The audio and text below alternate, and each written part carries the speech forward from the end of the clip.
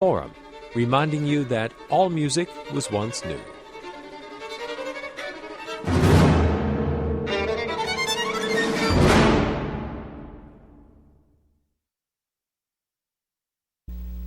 This episode of First Cup is brought to you by Wishing Stars Native Creations, Fine Art Today, and Marshall Woodworking. Check out these companies and many more by going to the Friends page at tinyurl.com/Gunther's House or tinyurl.com/Gunther Mobile.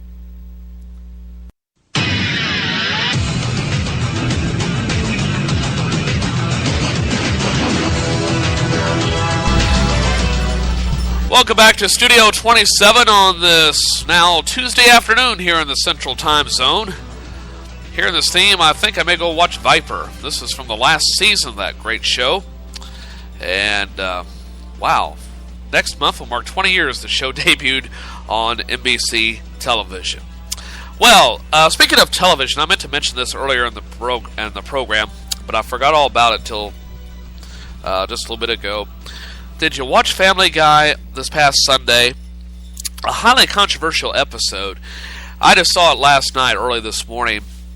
And at the risk of giving away spoilers, I'll give you some time to turn down the podcast in case you don't want to hear it. Time to walk away.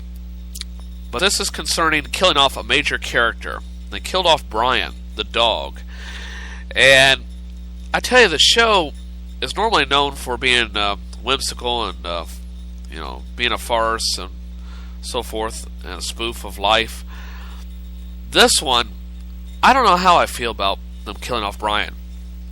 Artistically, I can see why, and that something like this could happen in real life, even though you wouldn't be playing hockey with your dog, especially a talking dog. But at the same time, I'm thinking, okay, they're trying to get a sense of realism here, but yet Stewie is still an infant after, 13 years? After 12 seasons? The kid should be getting ready for high school, or at least in junior high by now. And instead, he's still an infant, and no one else is aging. In that aspect, they got it wrong. But it did touch on some heartstrings. I didn't shed any tears, but I did feel the sadness, of Brian getting hit by a car. So I don't know if this is all some sort of plot device that they're going to use some later on, which I hope they don't do. Because for one thing, you'll ruin a really good episode, and two, it would really be absurd, because that makes the show jump in the shark for sure. But that, I don't know, I just wanted to bring it up, see what your reaction was to it. I'm still not quite sure how I feel about it. I don't think there's any one word I can use to describe how I feel about the most recent episode of Family Guy.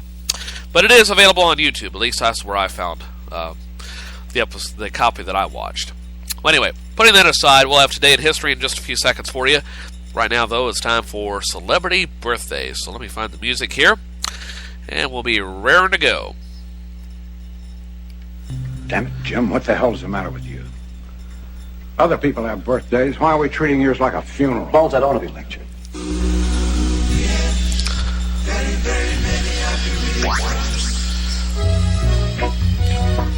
And before I run down the list of celebrity birthdays today, if you're celebrating your birthday today, happy birthday. And you share your birthday with some of these famous people. They include actress Ellen Albertini Dow, who is 100 today. I don't know if she's still alive or not. Impressionist Rich Little is 75. Singer Tina Turner is 74. Singer Gene Terrell is 69. Pop musician of John McVie of Fleetwood Mac is 68 today. And what else we have for you? Country singer Linda Davis is 51. What else we have on here? Actress Tammy Lynn Michaels Etheridge is 39. Country singer Joe Nichols is 37. And pop singer Natasha Bedingfield is 32. Those are just some of the celebrity birthdays that I have for you on this Tuesday, the 26th day of November. Now, I have room for one passenger in the time machine. Incidentally, that was another theme in the most recent episode of Family Guy. Stewie's Stewie destroyed his time machine, and he was trying to rebuild it or build a new one after Brian died and couldn't get the parts. Incidentally, what do you think of the new character, Vinny? I'm lukewarm to him, but he warmed my heart at the end of that episode. Anyway, I have room for one passenger in the time machine, and I've chosen you. Yeah, you in the back. Come on up here. Let's go back in time, shall we? As we go back to 1885, November 26, 1885, for Today in History. So now, without further delay, let me turn on the time circuits, and away we go.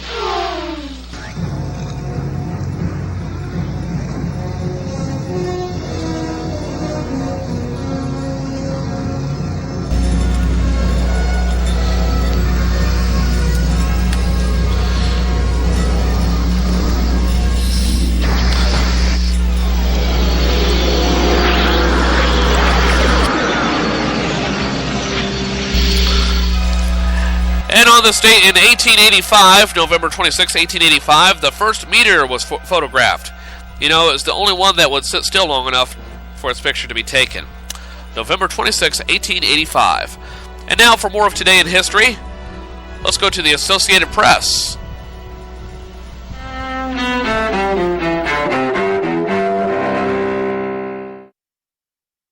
November 26, 1950. China, under its new communist leader Mao Zedong, enters the Korean War on the side of neighbor and communist ally North Korea. Chinese troops launch a counteroffensive against an American-led force under the UN banner and troops from non-communist South Korea. 1940, during World War II, the Nazis forced the 500,000 Jews of Warsaw in what's then German-occupied Poland to live within a walled ghetto. 1973, President Richard Nixon's secretary tries to explain what happened to a key White House tape related to the Watergate scandal.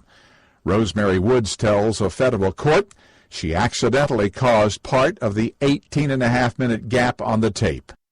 1942. Of all the gin joints in all the towns in all the world, she walks into mine. In New York, the movie Casablanca, starring Humphrey Bogart and Ingrid Bergman, premieres at the Hollywood Theater. And 1939,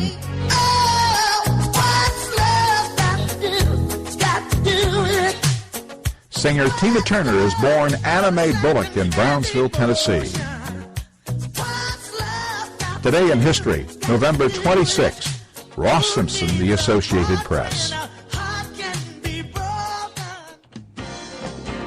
This is Across Our Wide Missouri with Bob Pretty. 8 years after Sample Orr came to Missouri, he ran one of the darndest campaigns for governor in the history of the state. He was outspoken, he had a devastating dry wit. He decided the way to win was to follow his better-known opponent throughout the state and speak after he did. Not the next day, but the next minute if he could. We'll tell his story in a minute. Sample Orr.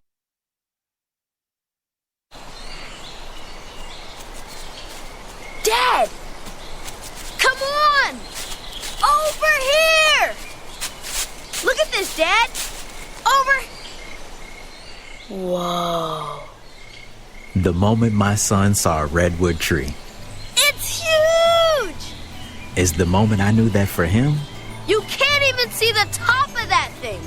even the sky has no limit. There are some moments only the forest can inspire. Find yours at discovertheforest.org. Learn about forests near you and discover cool things to do when you go, like hiking, biking, fishing, or camping. Or do your own thing when you get there with family and friends. Your moment is out there. Find it at discovertheforest.org. That's discovertheforest.org. Brought to you by the U.S. Forest Service and the Ad Council. Sample Orr was a Greene County farmer and lawyer, a probate judge who made his first publicly recorded speech just 2 years before he ran for governor.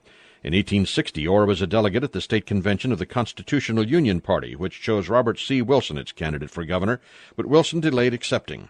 Sample Orr had decided the politicians were trying to smother popular opposition to secession, and he did not want to see the people vote for a non-secession Democrat. So, right after Democrat Claiborne Fox Jackson spoke in Springfield on June 15th, Samuel Orr announced he would be an independent conservative candidate.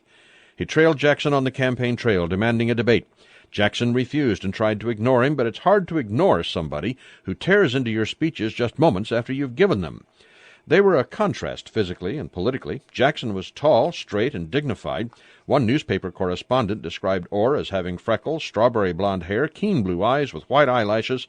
He was described as nervous, with sloping shoulders and a long neck. Another Ichabod Crane, said the reporter. Terribly ugly, until he spoke. Where he concealed his voice was a wonder, reported William Hyde. He could be heard a good distance, and his speech was charming. In mid-July, Robert Wilson announced his health and age forced him to withdraw from the race. The constitutional Unionists looked to Orr, who told them he wanted a platform that was little more than the Constitution, the Union, and the Lord's Prayer. Orr did not believe the slavery issue should be stirred up. He owned slaves, but he favored maintaining the Union. He alienated Southern sympathizers by pledging he would not be for any dissolution of the Union, even if a Republican were elected president. Southwest Missouri State University professor B.B. Lightfoot writes that Orr felt the only way to prevent a clash between abolitionists and secessionists was to enforce the existing laws in good faith. Orr traveled throughout the state, sometimes covering 40 miles a day on horseback. He started as an unknown in May, but he lost by only 8,000 votes in the general election in November. In 1861, when Governor Jackson called a state convention to determine Missouri's relationship with the Union, Sample Orr was elected from Greene County. He took his stand that the nation had progressed as far as it had because of slavery. He warned colleagues if Negroes were freed, the next thing they would want would be the right to hold office and vote, attend the common schools, and serve on juries. When Georgia passed a secession ordinance, it sent Luther Glenn to Missouri to urge the convention to do the same here. It was Sample Orr who led the fight against secession, and against Glenn's very presence in Missouri. Orr argued the seceded states would not be out of the Union unless the federal government allowed it. When Glenn's proposal went to a committee headed by John Brooks Henderson, the committee rejected the proposal and said the Union should not be disrupted. Once he spoke against emancipation and was arrested for disloyal sentiments. He was tried for treason. Before he was sentenced, though, Governor Gamble interceded so that he could attend convention sessions where he continued opposing freedom for slaves. Orr remained in the convention until 1863. Governor Gamble named him state registrar of lands, and later he was a member of the University of Missouri Board of Curators. The rise of radicalism after the Civil War closed doors to public office for him, so he went to Montana. There he raised sheep, he practiced law, and he was a member of the Montana Territorial Legislature for 3 years. In the 1880s, he moved on to Idaho, and he died in that state in 1896. Sample Orr, outspoken citizen leader of Missouri, was born on this date, the 26th of November in 1816.